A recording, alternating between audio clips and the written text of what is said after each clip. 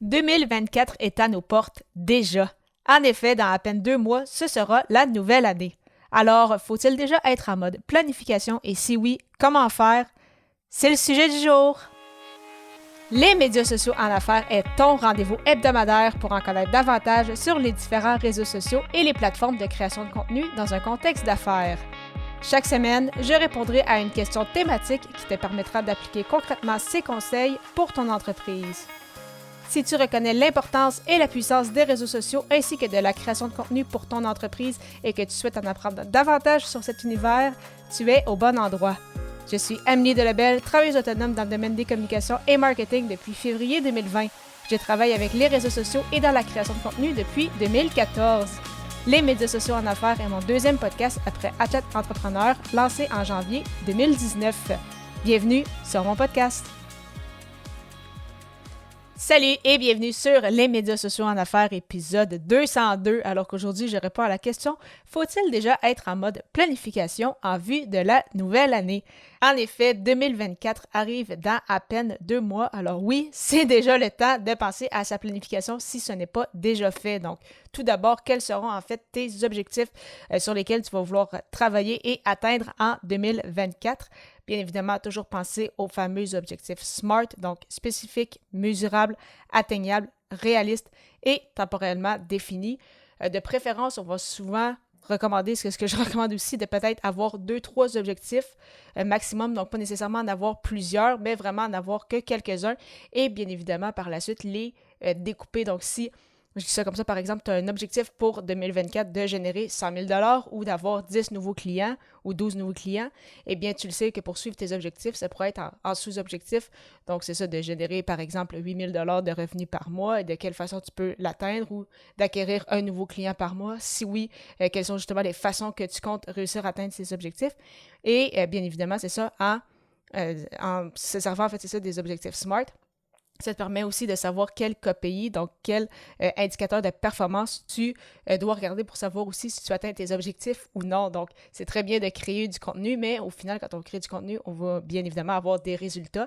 Et pour cela, eh bien, c'est quand on a des objectifs clairement définis, ça nous permet après ça de regarder, c'est ça, les bons indicateurs qui vont par la suite nous permettre de voir si, oui ou non, justement, on a atteint nos objectifs. Donc, en termes de clients, mais on peut, oui, calculer par exemple le nombre de visites, par exemple, sur notre site web, le nombre de gens, par exemple, qui ont téléchargé un guide ou autre.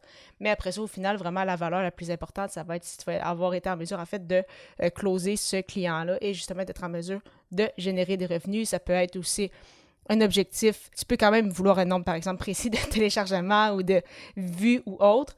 Mais, encore une fois, c'est toujours une question de savoir c'est quoi l'objectif principal derrière et si ces chiffres-là, en fait, vont te permettre justement d'atteindre ces objectifs.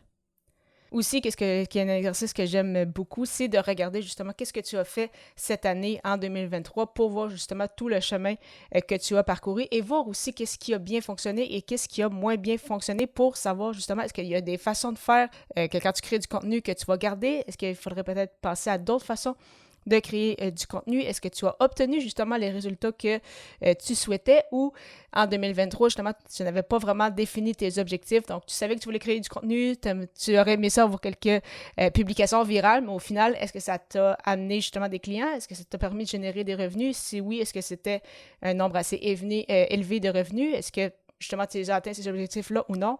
Bien évidemment, si tu n'avais rien défini au préalable, c'est un peu plus difficile à chiffrer, mais de voir quand même, c'est ça, qu'est-ce qui a bien été, qu'est-ce qui a moins bien été, te permet quand même d'avoir quelques pistes de solutions pour, justement, quand tu vas penser à ta planification pour 2024, savoir, OK, je sais qu'il y a certaines thématiques qui ont mieux été, eh bien, reprendre peut-être un peu ces thématiques-là ou les explorer d'une autre façon pour, justement, être en mesure peut-être de réussir, justement, tes objectifs grâce à ce type de contenu-là.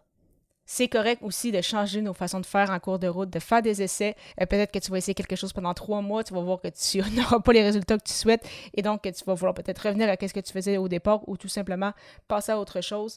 C'est tout à fait correct aussi. De mon côté, je le sais que je vais continuer de publier au minimum une fois par semaine sur ce podcast-ci. Donc vraiment, ce podcast qui non seulement me fait plaisir, j'aime beaucoup le faire, mais je sais que j'ai beaucoup de retours et ça me permet de générer des revenus aussi. Donc, bien évidemment, on va continuer de travailler sur ce projet-là.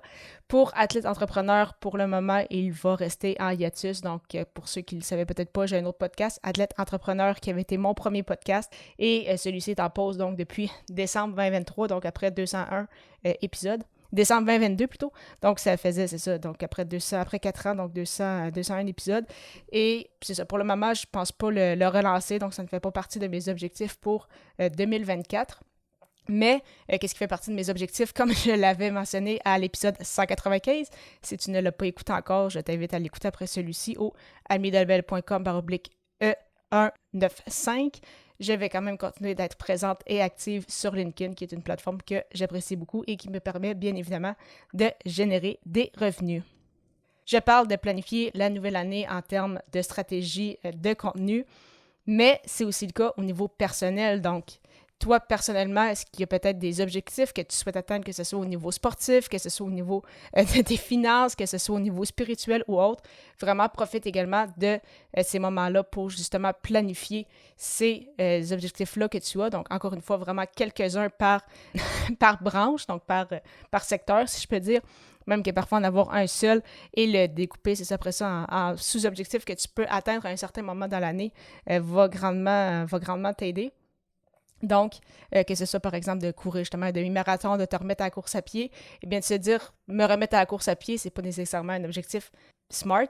Donc, ça pourrait peut-être être, je veux me remettre à la course à pied, pour ça, je vais m'entraîner 3 fois par semaine, par exemple. Et au mois d'octobre 2024, j'aimerais ça m'inscrire à une course de 10 km. Et donc, pour ça, ça veut dire que, par exemple, en janvier, février, je vais courir au gym 3 fois par semaine, un 5 km par séance. Après ça, mars, avril, mai, ça va peut-être monter un peu à un 6-7 km, et ainsi de suite. Donc, je donne des chiffres comme ça, mais tu vois un peu qu'est-ce que je vais mentionner par tout ça.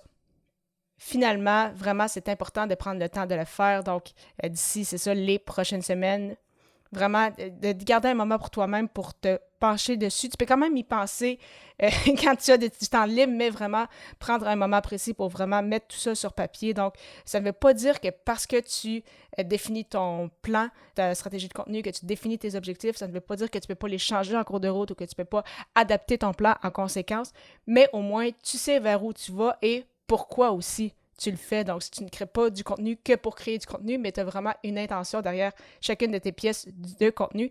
Et c'est ça qui est vraiment important parce que c'est ça, créer du contenu pour en créer.